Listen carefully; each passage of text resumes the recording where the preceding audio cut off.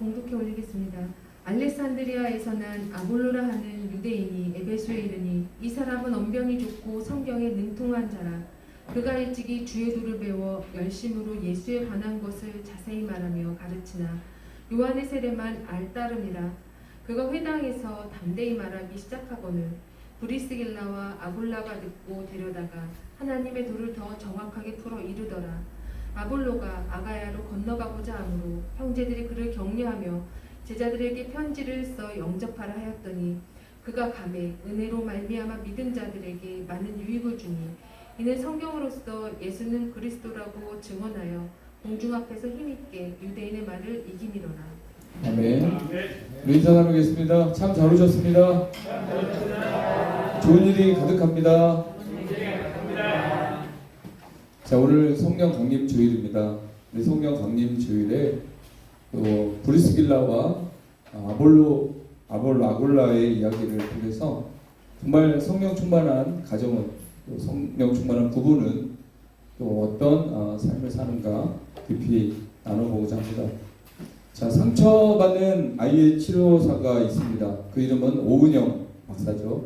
그래서 오은영 박사만 거치면 그렇게 엄마 때리는 아이들이 완전히 이렇게 변화되는 모습, 책을 읽어도 또 TV 프로를 통해서 직접 그거를 확인해 봅니다. 자, 그러나 문제 부부의 전문가는 그렇게 알려진 사람이 없어요. 그 사람만 딱 가면 문제가 해결됐다. 그 사람만 가면 부부가 하나 된다. 없습니다. 그런 사람은 없습니다. 자, 요즘 세대 간의 싸움이 벌어지는 장면들이 많습니다. 이렇게 장년층과 젊은이들 이렇게 갈등이 참 심한 것 같습니다. 하나 소개하겠습니다. 지난주 국회 본회의장에서 벌어진 설전입니다. 문정복 더불어민주당 의원과 유호영 정의당 의원이 서로 포옹과 삿대질을 하는 장면이 TV에 나왔습니다. 자, 문 의원이 배진교 정의당 원내대표의 발언 내용에 항의하며 아니 그걸 당신이라고 이렇게 당신이라는 단어를 썼어요. 그렇게 말하자 옆에 있었던 최연소 의원이죠. 유 의원이 당신? 이렇게 대받아쳤습니다. 이렇게 항의하자 문 의원이 유 의원에게 야라고 고함을 쳤어요. 야! 이렇게 나이도 어린 사람이 감히 야! 이렇게 했습니다. 자, 유 의원은 즉각 뭐라고 했을까? 가는 말이 고야 오는 말이 고야 가는 말도 없다는 말 있잖아요. 그 문정복 의원에게 야라고 똑같이 그냥 오는 대로 그냥 갔습니다. 자, 그래서 반말과 고성 삿대질이 오가는 풍경을 보며 잘잘못을 따질 마음은 사라졌고 왜 싸웠는지도 이제 궁금하지도 않게 됐습니다. 이게 이 시대의 갈등이고 쇠퇴예요. 이런 모습들이. 스페인 북부의 알타미라 동굴에는 들소, 사슴, 멧돼지 등의 벽화가 그려져 있습니다. 기원전 1만 5천 년경 구석기 시대 사람들의 작품이라고 믿기 어려울 정도로 그 형태가 분명하고 섬세하다고 합니다. 근데 이 알타미라 동굴이 유명세를 타게 된 또 다른 이유는 그 그림들에 뭐가 새겨져 있어요. 문구가 새겨져 있는데 그것 때문에 유명해졌습니다. 뭔지 아십니까? 요새 젊은 것들은 버릇이 없어 걱정이다. 이렇게 1만 5천 년경 구석기 시대에도 요즘 젊은이들은 버릇이 없다. 그래서 걱정이다. 자, 이런 내용이 그 그림사에 적혀 있었다고 합니다. 나이든 사람들의 걱정과 불만은 인류의 숙명인지도 모르겠습니다.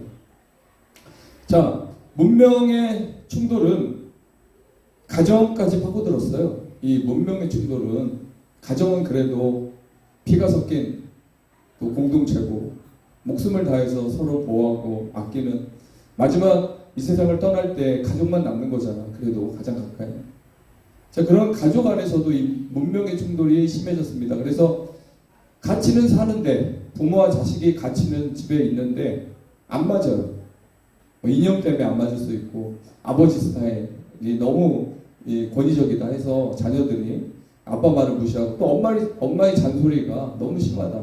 했던 소리 또 하고 난 다 컸는데 날 무시하나? 자, 이런 문명의 충돌이 가정까지 파고 들어옵니다. 그래서 뭐 시대 문화가 그러니까 뭐 자본주의 사회에서 어쩔 수 없지. 그냥 그렇게 맞춰서 사는 거야. 이렇게 크리스찬들이 맞춰간다면 기독교는 폭망하는 거예요. 그래서 요즘에 윤리와 도덕이 무너졌잖아요. 국회도 무너졌지만 교회도 무너졌잖아요. 그게 왜 그러겠어요? 그냥 타협하다 보니까 거룩을 드러내는 삶이 힘들고 어려우니까 그냥 좀 타협할 건 타협하자. 솔직히 우리 구원 받았는데 뭐 이런 개념이 은근슬쩍 흘러 들어왔습니다. 자, 그래서 문명의 충돌을 교회는 막아내야 됩니다. 여러분 알다시피 노아의 방주 운동장, 초등학교 운동장보다 더 크죠. 100년 가까이 만든 노아의 방주. 그 가장 결정적인 작업이 뭐겠어요? 마지막에 인테리어가 아니에요. 교회 인테리어가 아니잖아. 노아의 방주 속이 뭐 어떻게 뭐 화려하게 뭐 조명이 있고 이런 거 없어요. 철두철미하게 그 역정을 칠해서 그 밖에 있는 물이 배 안으로 들어오지 않도록. 만약에 물이 들어오면 다 죽는 거예요. 노아도 죽고 100년 동안 헛수고한 겁니다. 괜히 배만 만들어 놓고 물이 새면 다 죽는 거예요. 괜히 교회만 세워놓고 세상 물들 다 들어오면 세상 사상들 다 교회 그대로 들어오면 누가 살아남을 수 있겠습니까? 자, 그런 문명과의 싸움이 가정에도 시작됐고 교회도 시작됐어요. 그래서 이 시대 젊은 다음 세대 애들이 깨어있어야 하기 때문에 이제 부모님들이 정말 열심으로 힘을 합해서 이 그리스도의 문화로 세상의 문명의 충돌을 완화시켜야 되고 그리스도의 문화로 가정을 다스리고 교회를 다스리고 해야 됩니다. 자, 오늘 제가 부부 얘기를 좀 하는 이유는 오늘 브루스길라와 아굴라가 부부라는 거예요. 근데 팀워크를 이뤄가지고 아주 텐트 메이커도 하면서 로마에서도 살다가 고린도로도 이전하고 에베소로도 가고 뭐 두 부부가 완전히 일치가 돼서 정말 하나님의 나라를 세워가는데 큰 역할을 감당했습니다. 자, 그래서 성령 충만한 부부가 성령 세례를 받은 부부가 마음이 하나 되면 얼마든지 큰 일을 행할 수 있다라는 그것을 말하고자 이 부부에 대한 이야기를 조금 함께 하고자 합니다. 그래서 문명의 충돌, 부부싸움을 신앙의 성숙으로 승화시켜야 된다. 꼭 이렇게 티격태격하고 소리가 커야만 싸우는 게 아닙니다. 여전히 신경전하고 여전히 아내에게 남편에 관심 없는 그 모습 자체가 은근히 싸우는 거예요. 충돌이에요. 자, 이런 것들을 말씀 안에서 승화시켜야 되는 거죠. 부부가 작은 일 때문에 서로를 이해하지 못하는 경우가 참 많아요. 예를 들면 화장실 양변기 뚜껑부터 에어컨 온도 차이, 그리고 치약 짜는 거, 또 육아 문제. 내가 어렸을 땐 이렇게 키웠어. 아니야, 요즘은 이렇게 키워야 돼. 집에 와서 양말 툭툭 던지는 분 있어요. 예전에 그 선교사님 얘기 들었죠. 우리 교회 와서 그 박종순 선교사님이 집에만 오면 양말을 툭툭 던져놓으면 그 유 선교사님이 막 이게 뿔이 막 나가시고 집에서 그렇게 했던 그 버릇이 결혼해서도 그냥 자연스럽게 했는데 그게 이제 스트레스 원인이었고 싸움에 또 시작했다는 거죠. 또 어쩔 때 냉장고 음식 썩어가는 문제 때문에 또 티격태격 할 수 있고 외출복을 고르는 문제, 이게 맞냐, 뭐 저게 맞냐, 뭐 이런 또 이렇게 부딪힘들이 가정에서 있을 수 있어요. 그야말로 문명의 충돌이 시작됩니다. 가족이 된다는 것은 서로 다른 두 사람이 부딪히고 이해하는 과정이라는 것이죠. 그런데 그 부딪힘이 만약에 평생 간다면 그 가정은 망한 것이에요. 요즘에 젊은이들 폭망한다 그러잖아요. 뭐 비트코인에 투자했다, 코인에 아니 주식에 투자했다, 폭망한다 그런 말을 하는데 이게 이제 장기전으로 가면 이건 의미가 없어요. 예수님은 그 가정을 지키라고 한 게 유지하라는 게 아니에요. 이혼하지 말고 그냥 살아. 그것만 해도 너희도 훌륭한 거야. 이런 얘기가 아니고 하나님이 원하는 가정을 만들어서 지키라는 거지. 그냥 저 그래도 가정에서 잘 사는데요. 신앙이 안 맞아도 그냥 사는데요. 그건 정상이 아닌 겁니다, 여러분. 자, 결혼은 환상이 아닙니다. 여러분 다 아시죠? 네, 여기 처녀 총각들은 잘 모를 거예요. 저도 몰랐어요. 자, 현실입니다. 결혼은 내 안에 있는 더러운 내면을 다 드러내주는 기능을 해요. 왜냐하면 일단 결혼하면 피할 수가 없습니다.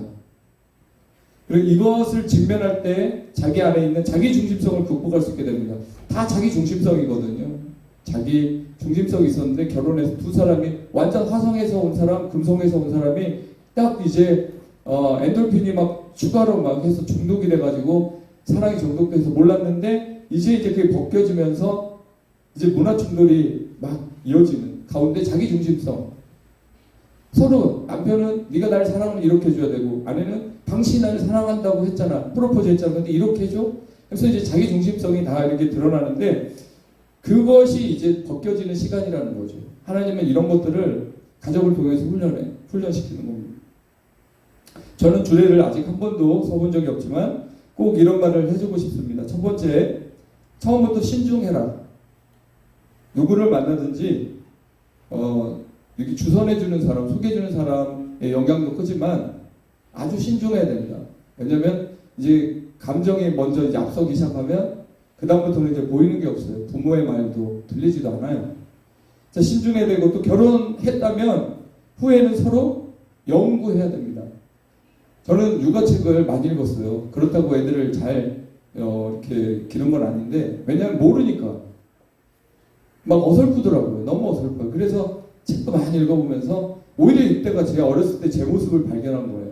내가 이랬었구나 어렸을 때. 안 봐도 기억은 안 나지만 내가 이렇게 살아서 이런 모습이 됐다라는 거를 육아책을 읽으면서 깨달았고 또 어렸을 때 못 읽었던 그 동화 있잖아요.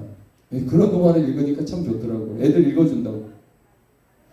자, 부부도 마찬가지로 연구를 해야 됩니다. 뭐 그냥 내 남편이 그냥 쉽게 변하겠지. 내 아내가 쉽게 변하겠지. 뭐 남들 다 하는 결혼이고 남들 다 사는 가정인데 뭐 내가 그 책까지 읽을 필요가 있나? 뭐 세미나를 내가 갈 필요가 있나?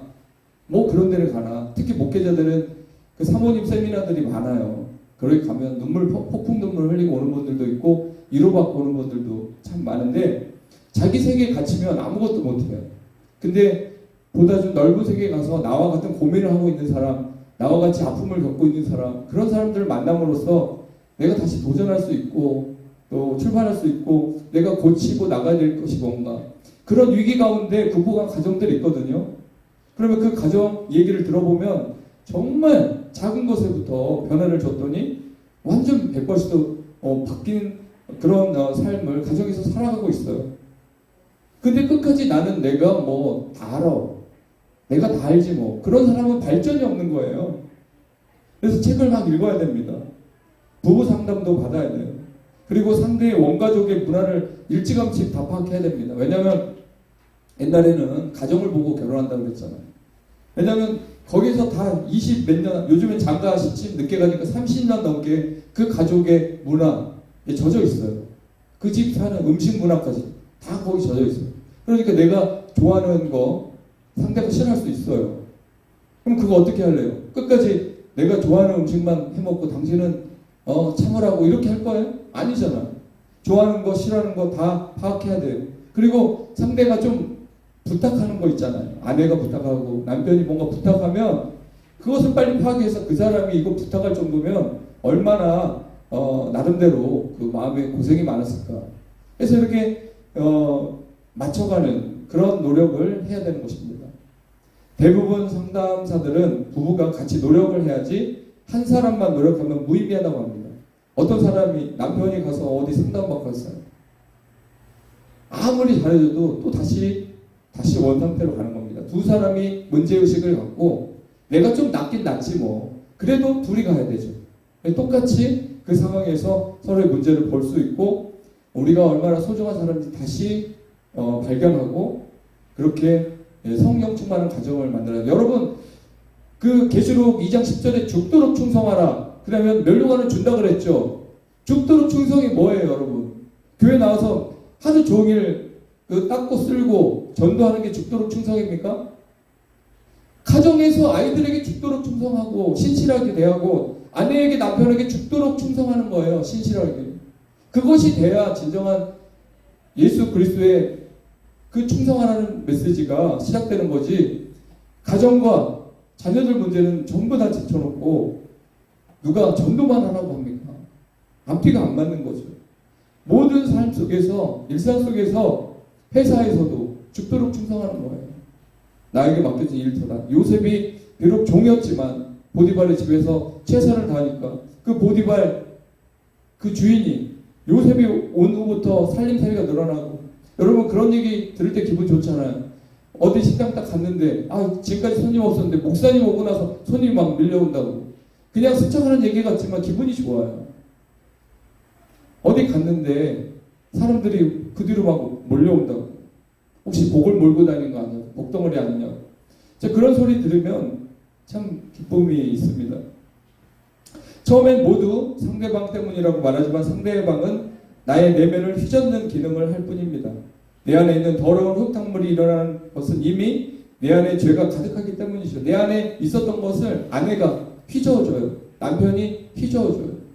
물론 천사 같은 남편, 천사 같은 아내를 만난 사람들은 평생 거의 안 싸워보고 사는 사람도 있대요. 0.00.1% 정도가 있어요. 근데 거의 없어요. 다 그 안에 죄성이, 우린 죄인이라고 그랬잖아요. 죄성이 있는데 그걸 아내가 휘어줘, 흔들어줘 이렇게. 그러니까 남자가 욱 올라오고, 또 남편이 아내를 막 자극해, 막 휘저어버려 말로. 그러면 또 아내 속에서 이게 팍 솟구쳐버려요. 그때 이제 당신 만나서 내가 이렇게 됐다. 조금만 부드러운 여자 만났으면 나 이렇게 소리 안 지른다고. 내가 밖에 나가서 직장생활하고 친구 집까지 만나봤지만 남들 다 나 좋아하는데 왜 당신은 왜 이렇게 내 말 안 듣냐. 이런 식으로 나오게 돼 있어요. 똑같아요.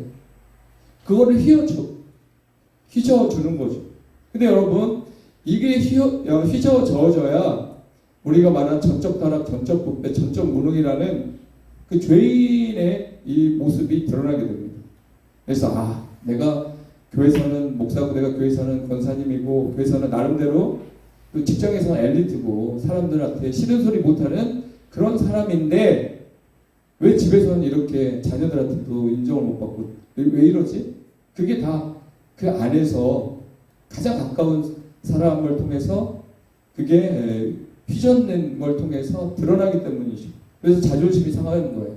나 나름대로 좋은 사람인데 아내한테는 이런 모습이 너무 많이 보이는 거예요. 그리고 남편이 또 아내의 이런 모습을 너무 많이 보는 거예요. 휘저어졌기 때문에. 근데 그게 우리는 불평이었고 그게 이혼 사유였고 그게 불행의 시작이라고 생각했는데 사실은 그게 아니라 우리가 주님을 더 의지하고 주님 이제 예전에 내 기준으로 살았다면 이제 주님 말씀의 기준으로 삼아서 둘이 사고가 다르고 기질이 다르고 문화가 다른 어떤 충돌의 얘기가 있지만 말씀 앞에서 남편의 도리, 아내의 도리 이제 이것을 맞춰가면서 이제 기준점에 이르면서 제대로 이제 하나가 되는 과정을 시작하는 거예요. 그 전에는 모두 그냥 감정 충돌에서 감정의 어떤 엔돌핀의 영향이었어요. 중독이었기 때문에. 홍이나 잘 들어라. 젊으니까 잘 들어야 돼요. 자, 그렇습니다. 민낯이 드러나는 것입니다. 결혼은 두 사람이 끊임없이 부딪히지만 헤어지지 못하는 독특한 연합의 관계예요. 직장은 내가 때려쳐버리면 돼요. 그냥 아무리 내가 거지가 돼도 이런 데서는 난 못해. 근데 가정은 그렇게 내팽개칠 수 없잖아요. 연합기관이지. 그러면 거기서 내가 죽든지 살든지 뭔가 거기서 평화를 이루든지 아니면 전쟁터를 만들든지 그 연합관계 속에서 결론을 내야 된다는 거죠. 서로 부딪히면서 자기 중심성이 깎아지는 그 과정 정말 고통스럽습니다. 이게 고통스러운 거예요. 여러분 여기 이제 30, 40대, 50대 부분들은 전부 다 이 말이 일리가 있어요. 일리가 있다고 생각할 겁니다. 왜냐하면 그 순간 고통스러운 시간이 있었을 거예요. 잘 넘어왔다. 그 시간을 잘 이겨왔다. 아니면 여전히 그 고통스러운 문제는 남아있다. 그러지만 그게 깎여지는 시간이고 그렇게 훈련을 통해 결국 연합에 이르게 된다는 것입니다.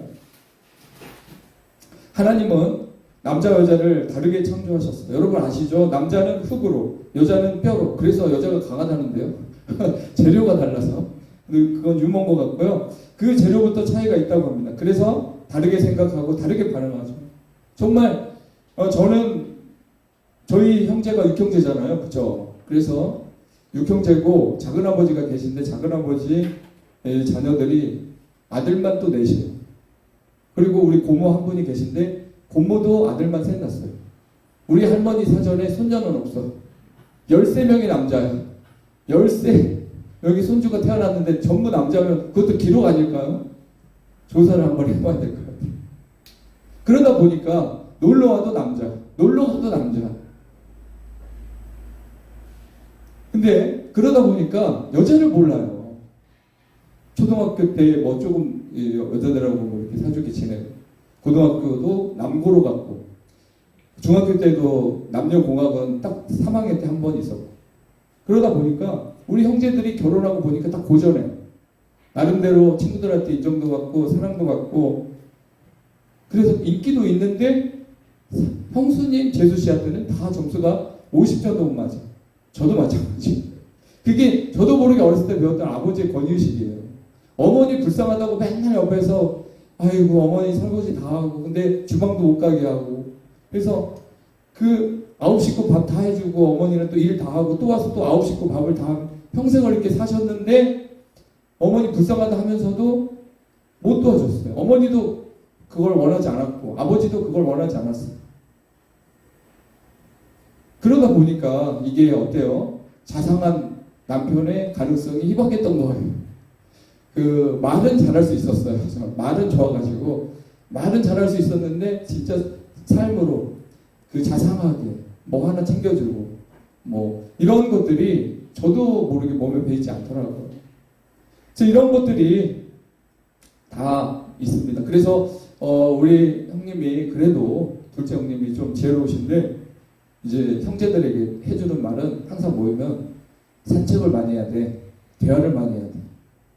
산책하고 대화하다 보면 풀려. 그런가요? 좀 그런가요? 산책을 하고 대화를 하면 좀 풀리나요? 안 풀릴 것 같은데. 자기는 그렇게 풀어졌다는데 나는 그게 이해가 안 돼요. 그러면서 다시 돌아와서 솔직하게 보니까 경제적으로 여유가 있으면 덜 싸워요. 그거 인정하시죠? 아무도 인정 안 하시는데. 근데 경제적으로 정말 어려우면요. 안 싸울 것도 더 싸우고요. 짜증 안 낼 것도 더 짜증내고요. 그냥 모든 게 그냥 전쟁이더라고요. 그렇다고 돈이 전부라고 하는 건 아닌데 그런 요소들도 다 있어. 그래서 어떤 사람은 그냥 어떤 그 부분을 잘 넘기는 분 있고 어떤 분은 경제적인 여유가 없어도 또 다른 부분으로 막 정말 사랑해주고 이렇게 그 중심을 보여줌으로써 경제가 어렵지만 행복으로 이끌어가는 분도 있어요. 자, 그래서 대화가 중요하다는 얘기를 주위에서 이렇게 많이 들었습니다. 근데 대화 자체를 하기 싫어하는 분도 참 많습니다. 뭐 대화를 하냐고 다 아는데 뭐 회피하는 사람도 있어요. 그러면 폭망하는 겁니다. 왜냐면 대화가 안 되면 계속 그렇게 사는 거예요. 예를 들어 아내가 갑자기 우울해지고 삶에 의미가 없다고 말하면 남편은 자신이 무엇을 잘못한 것 같은 느낌을 받는다고 합니다. 그냥 아내의 마음을 공감해주면 되는데 무언가 자신이 무능해서 능력이 없어서 아내를 행복하게 해주지 못한다는 생각이 위축되고 아내가 감정을 토로하는 이야기들이 마치 자신을 비난하는 것처럼 들릴 때가 있다고 합니다. 한 예로 제가 아는 어떤 목사님은 사모님이 일을 해요. 나가서 열심히 일해요. 목사님은 이제 교회에서 있다 보니까 노동을 안 하잖아요. 근데 항상 그게 마음에 부담이 된다는 거야. 아내는 일하고 자기는 교회에 있고 이게 진짜 부담이 된대요. 그래서 괜히 그 눈치 보게 되고 자기가 무능한가? 남자가 일을 해야 되는데 아내를 일시키고 무능한가? 막 이렇게 혼자서 고민을 한다고 합니다. 또 남편들은 아내의 이런저런 말들에 대해 그리 중요하게 생각하지 않는 경향이 있어요. 아내가 무슨 말을 꺼내면 그거를 중요하게 생각 안 하고 요점만 얘기하라고. 지금 당신 그냥 요점만 얘기해. 그럼 내가 알아서 할게. 근데 아내는 요점만 얘기하기 싫잖아요. 그죠? 그 서론 있고 본론 있고 결론 있는 건데 결론만 내라고 하면 대화가 안 되잖아요. 그러나 요점이 중요한 것이 아니라 아내들은 대화 그 자체, 감정 그 자체를 중요하게 생각하는 경향이 있습니다.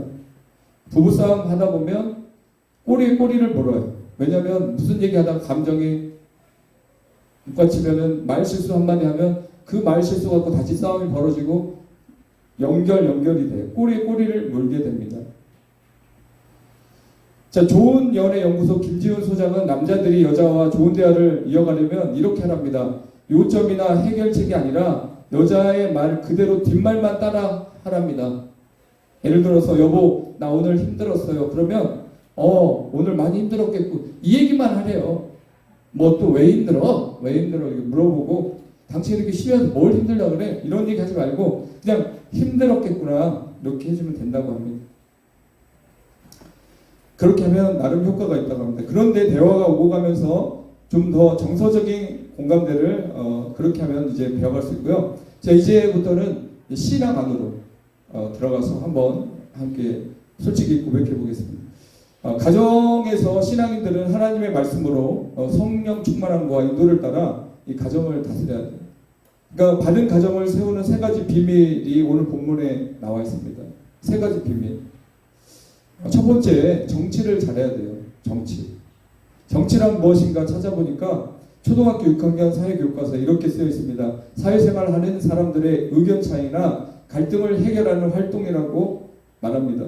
서로 다른 의견을 하나로 모으는 방법으로 충분한 대화, 토론, 양보를 가르치는 게 정치입니다. 아까 말한 집권 여당 의원과 21대 국회 최연소 의원이 당신과 야 놓고 싸우는 그런 식의 정치가 아니라 이 초미의 갈등을 토론과 양보를 통해서 충분한 대화를 통해서 의견을 조율할 수 있는 이게 정치거든요. 그러니까 아내가 좀 지혜롭다. 잠언서 31장에 나온 현숙한 여인처럼 노동도 하고 돈도 벌고 그리고 남편을 정말 뒷바라지 잘해주고 뭐 이런 사람 얼마나 있겠어요. 근데 잠언 31장에 있으니까 저는 하는 얘기예요. 자, 그런 사람은 정치를 잘하는 거예요. 남편을 뭐 이렇게 휘어잡으려고 하지 않고 그냥 남편을 오히려 요리하는 거죠. 저 사람은 저런 성향이니까 내가 이렇게 해서 저 사람을 세워줘야 되겠다. 지혜롭게 그렇게 해서 정치를 잘하는 겁니다. 또 남편도 아내 스타일을 이제 읽었어요. 그러면 그거에 맞게 그 갈등을 최소화하면서 대화를 이어가면서 그가 필요한 것들을 채워주면서 해야 됩니다. 그래서 존댓말을 쓰고 계신가요, 여러분? 존댓말, 남편에게 아내에게 존댓말을 써야 됩니다. 애들도 존댓말 쓰는 것을 가르쳐야 돼요. 안 그러면 막 나갑니다. 그래서 이런 정치, 가정은 하나님의 말씀을 통해서 다스려지기 때문이죠. 자, 가정에 기준이 없다. 중구난방식이 되죠. 그리고 기준과 원칙이 배제되면 아빠의 기분에 따라 오늘 분위기가 싸해요. 엄마의 기분에 따라 분위기가 쉬하고 또 큰아들, 막내 기분에 따라 그때그때 전쟁이 일어나는 느낌. 사람이 긴장하면 좋은 게 없어요, 여러분. 긴장하는 거는 스트레스를 유발한대요. 괜히 긴장해갖고요, 오해만 사고요. 긴장하면 그 울분을 토하게 됩니다.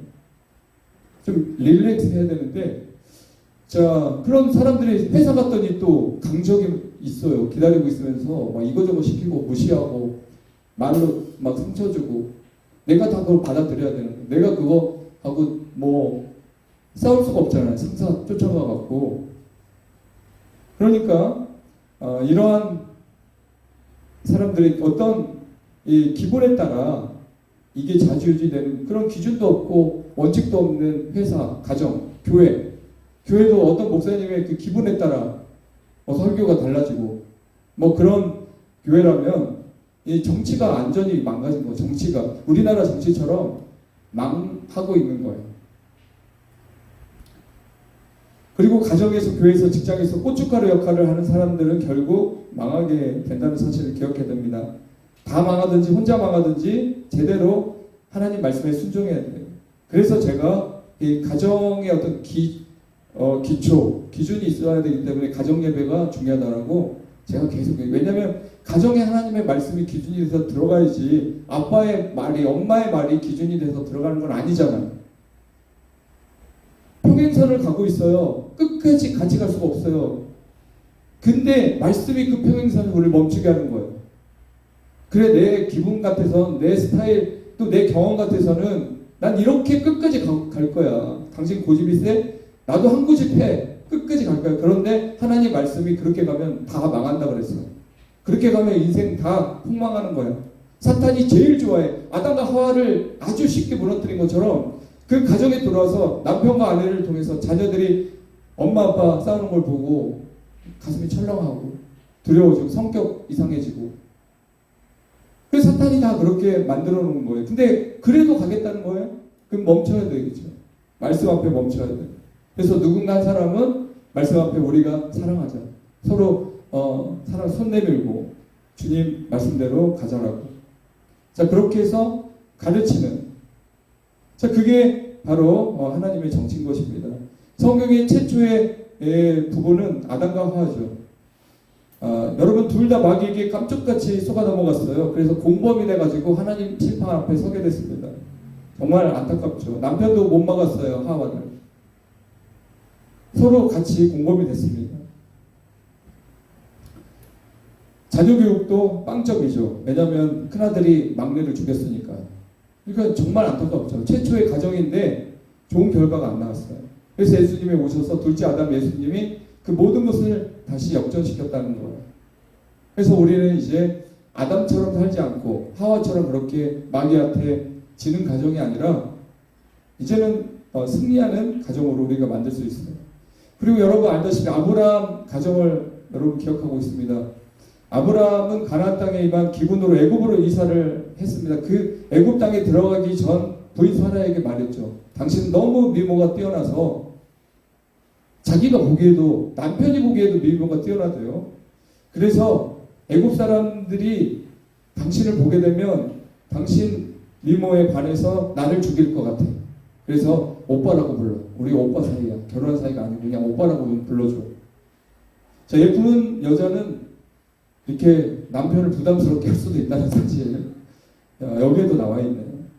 그래서 아브라함같이 믿음의 조상인데도 불구하고 인간적인 모습이 성경에 적나라하게 다 드러나잖아요.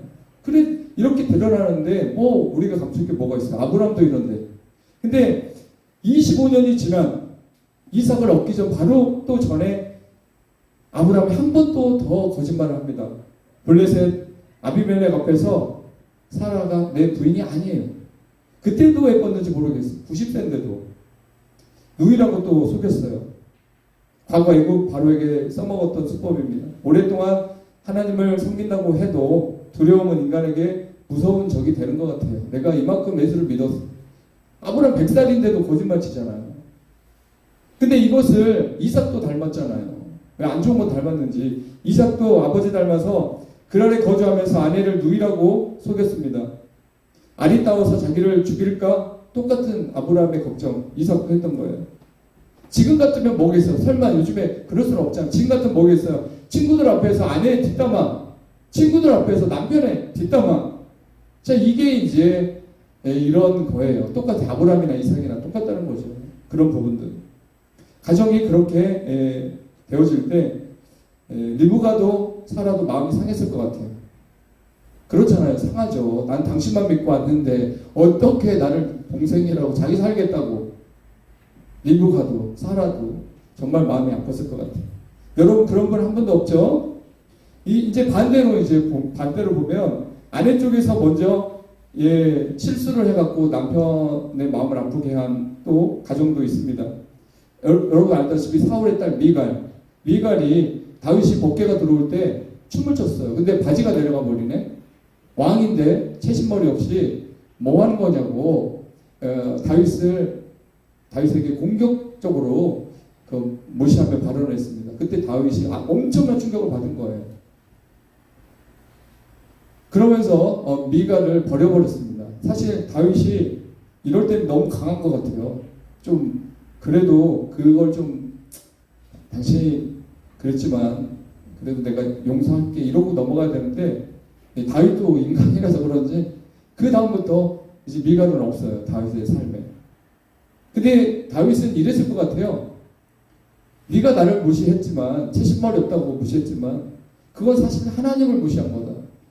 춤추며 하나님을 찬양하고 이렇게 영광스러운 언약궤가 들어오는 이 영광스러운 시간에 너는 뭐 하냐?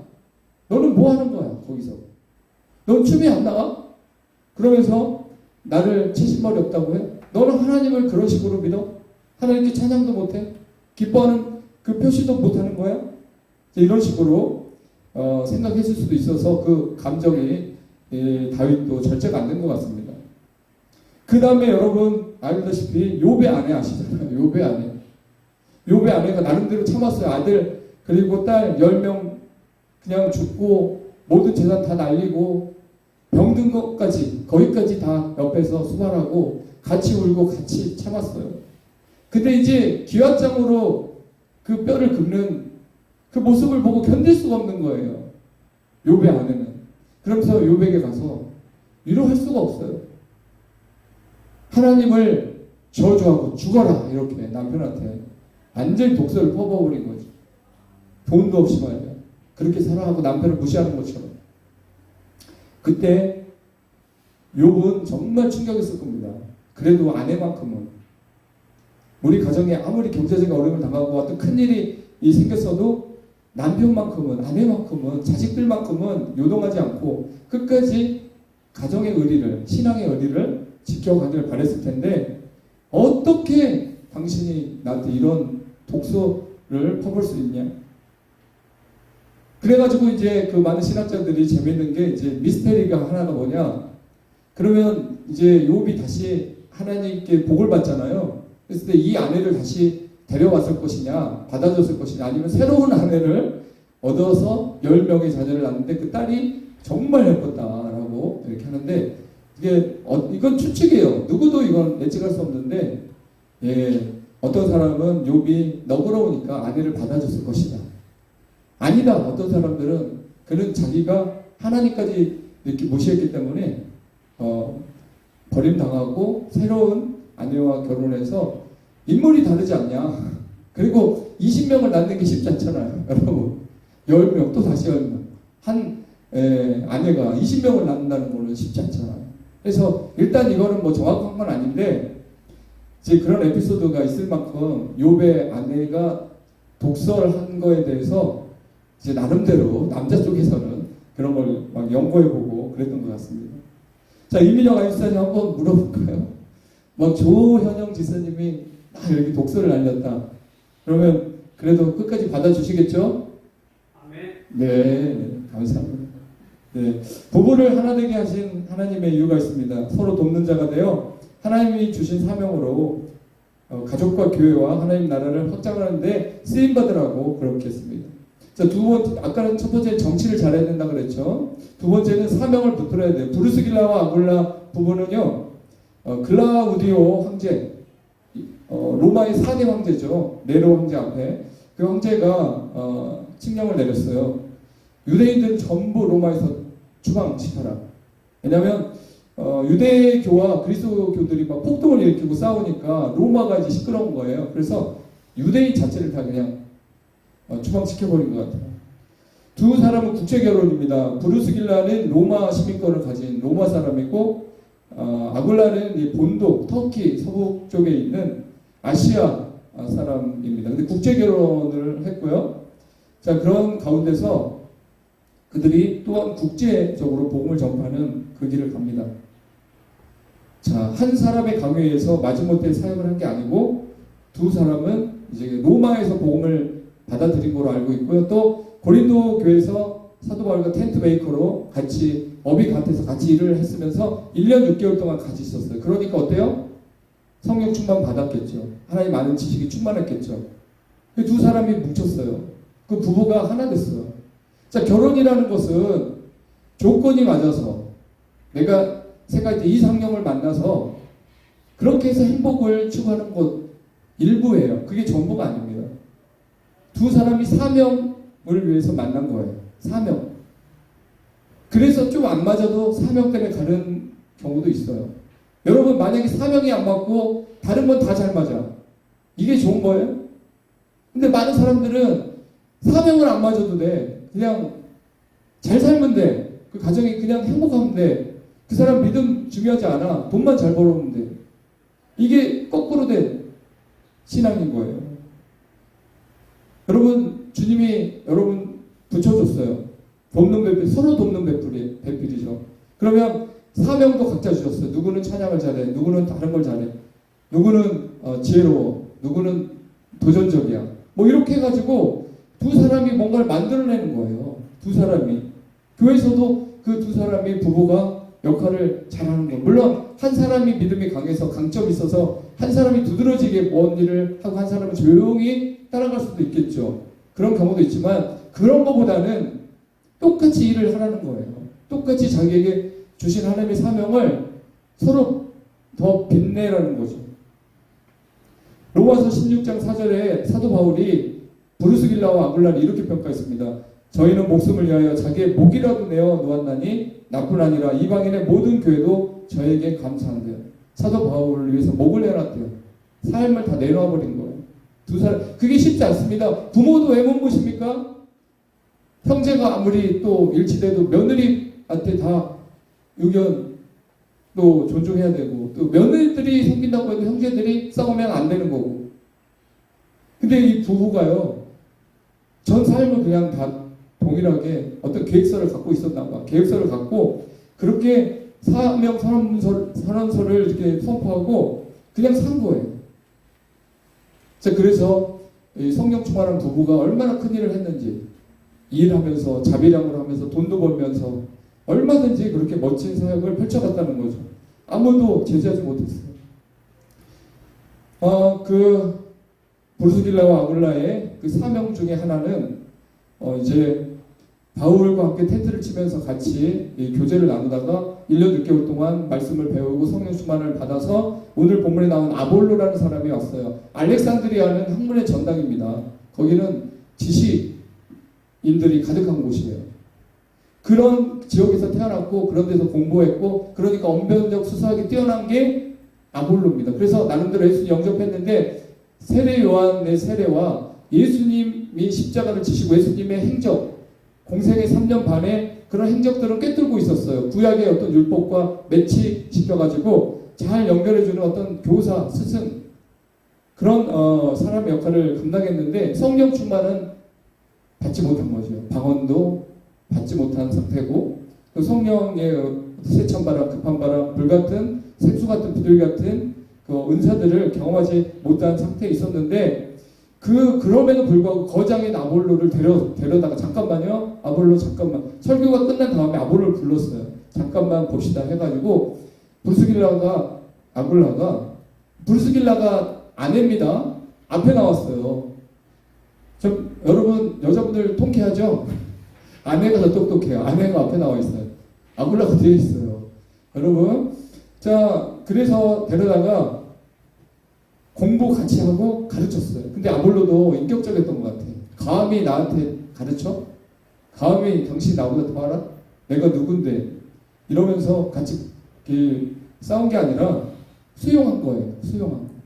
그러면서 성령에 대해서 공부하고 예수님의 부활과 함께 이제 그런 것들을 풀어내면서 아볼로는 더 강화됐고 자기의 기본적인 지식에다가 또 다른 걸 플러스 알파가 돼서 완전체를 이뤘고, 브루스길라와 아굴라는 그런 이렇게 돕는 역할을 계속하면서 신이 났고, 그렇잖아요. 누군가를 세워줄 때 신이 나잖아요. 근데 브루스길라 아굴라처럼 나름대로 그렇게 가르치고 공부하는데 안 듣는 사람들이 있어. 아무리 얘기해도 그 사람 안 들어. 자기 스타일이야. 아볼로가 만약에 난 끝까지 성령에 대해서는 관심 없어. 그 성령님이 하시는 일들에 대해서는 내가 다시 배우기 싫어. 왜냐면 나 이만큼 배우는데도 고생했는데 왜 내가 또 새로운 걸 배워야 돼? 그리고 내가 경험해보지 않은 거 이만해도 충분한데 뭘 내가 더 하나님에 대한 지식을 깊이 알려고 해? 하면서 한 걸음 뒤로 물러나려고 하는, 관심 없어 할 수 있는, 그럴 수 있는 상황인데도 불구하고 아볼로는 받아들였어요, 여러분. 그래서 그도 성령 충만한 사람이 된 거예요. 여러분 안에든 주위에 있는 가족들이 어떤 얘기를 하다가 주님 만난 얘기, 또 자기 이렇게 믿음 안에 사는 얘기를 하면 들어주세요. 그리고 그것을 통해서 여러분이 변화를 추구하세요. 그러면 여러분의 삶에 새로운 신앙의 레벨이 업될 줄 믿습니다. 마지막으로 성령 충만해야 됩니다. 브루스길라와 아굴라는 이미 성령 세례를 받았습니다. 그래서 성령님을 통해 항상 걷고 성령님을 통해 복음을 전하는 삶이 일상이 되었습니다. 그러나 아굴라는 여전히 성령을 힘입지 못하고 학식과 경험, 지식과 지혜로 예수님을 증거하는 선에 그쳤었죠. 부부 생활의 연료는 뭐겠습니까? 부부 생활의 연료. 여러분, 기름이 떨어지면 주유소 가죠. 연료가 떨어졌기 때문에 갈 수가 없으니까 더 이상 못 가요, 앞으로. 그럼 우리가 가정도 마찬가지로 연료가 떨어졌다. 그 연료는 사랑이겠죠. 서로 사랑할 때 그 연료가 채워지니까 오늘을 버티고 내일을 서로 준비하고 그리고 서로 사랑한다는 고백을 하고 가겠죠. 근데 연료가 떨어졌어요. 그러면 그 연료는 성령 충만을 통해서 채워져야 된다는 거죠. 게리 토마스라는 사람은 예배가 부부 생활의 기초가 되어야 한다고 했습니다. 그 예배를 통해서 이 성령 충만의 연료가 채워지는 겁니다. 에베소 5장에 나오는 아내와 남편의 관계도 그 출발은 성령 충만이에요. 에베소 5장에 가면 뭐 부모와 자식 간에 또 남편과 아내 이런 이 비유가 계속 나오는데 그게 다 이 성령 충만에서부터 시작되는 관계거든요. 성령으로 충만할 때 일어나는 열매는 일상에서 누리는 감사와 기쁨이며 그 은혜는 피차 복종으로 이어집니다. 서로 존중해 여기주니까 피차 복종으로 이어지는 거예요. 많은 부부들이 결혼의 여정에서 연료가 다 떨어진 상태로 자기를 움직이려는 경우가 많아 보입니다. 여기에서 우리는 그런 연료 떨어진 가운데서 버티려고 하지 말고 그렇게 살려고 하지 말고 성령 충만을 연료를 공급받으세요. 그래야 사랑할 수 있어요. 말씀 통해서 예배하는 가운데서 그래야 그 사람 달라져요. 절대 그냥 있는데 안 달라집니다. 여러분, 결혼생활에 연료가 떨어지면 친구 찾아가지 마시고 시댁 친정 찾아가지 마시고 성령 충만의 연료를 주입하십시오. 날마다 하나님 앞에 무릎을 꿇지 않으면 결혼이라는 차는 달릴 수가 없다는 사실. 마지막으로 또 하나, 믿음이 강한 사람이 약한 사람의 약점을 받아줘야 됩니다. 그러니까 똑같이 예배는 드리고 똑같이 가정에서 살지만 그래도 믿음이 강한 사람이 있어요. 그렇죠? 그 믿음이 강한 사람이 약한 사람의 약점을 받아줘야지. 아니, 믿음도 강하다면서 하나도 안 받아주면 어떻게 되겠어요?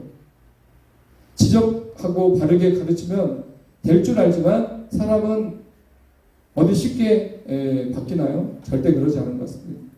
그래서 원래 그런 모습만 본 사람들은 아니 정의를 내렸더라고. 사람은 안 바뀐다. 근데 성령님은 바꾸신다. 사람은 안 바뀐다. 그럼 안 바뀌었다는 건 그 사람은 성령하고 관계가 없다.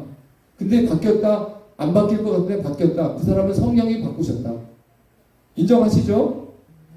자, 우리가 이제 가정의 달을 보내면서 물론 12달이 다 가정의 달이죠. 그러나 5월달 가정의 달을 우리에게 주셨을 때 다시 한번 우리가 성령이 충만한 게 뭔가, 성령 강림주를 맞이해서 우리가 성령 충만한 것을 뭐라고 표현할 수 있는가. 이 시대는 특별히 가정 안에서의 행복과 사랑과 또 복음을 통한 두 부부의 사명 그리고 정치를 잘하는 것, 화합시키고 이끌어가는 현숙한 여인처럼 정치를 잘해서 그 상황을 모면하기도 하고 상황을 뒤집기도 하고 유리하게 이끌어가고 풍요롭게 살아가는 그런 정치를 잘하는 사람. 그러기 위해서 성령 충만이 가정에서부터 시작돼서 교회로까지 이렇게 번져가고 아니면 교회에서 불을 지펴서 그게 가정으로 들어가고 그 가정에서 다시 직장으로 계속 이어지는 그런 시스템만이 이 혼탁하고 불확실성의 시대에 우리가 살아남을 수 있는 길이라고 봅니다. 그래서 오늘 이 본문에 나온 브루스길라와 아굴라처럼 여러분 가정에서도 부부가 팀워크가 돼서 같이 또 여인이 선장이라면 아내가 먼저 믿음의 선장이라면 아내가 리드해도 됩니다. 무슨 남자가 머리라고 해서 여자가 맨날 그런 의미가 아니죠.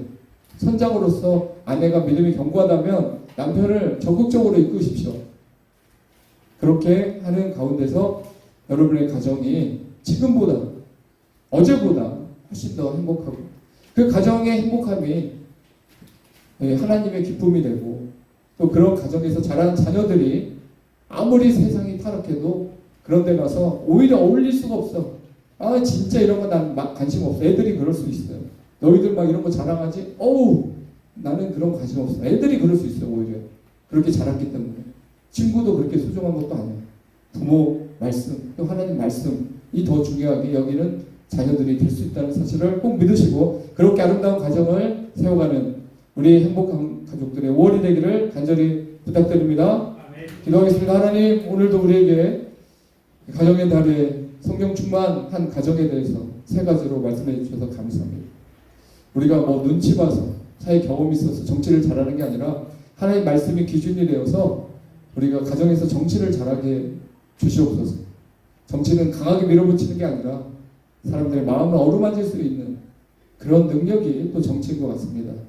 그렇게 살아가면서 또 부부가 가족이 사명이 같아야 됩니다. 그 사명 감당하라고 또 붙여줬고 서로 보완하라고 그래서 완전체를 이뤄서 주의 영광 위에 살아가라고 이렇게 붙여줬는데 이게 어긋나면 아무것도 할 수 없다는 사실.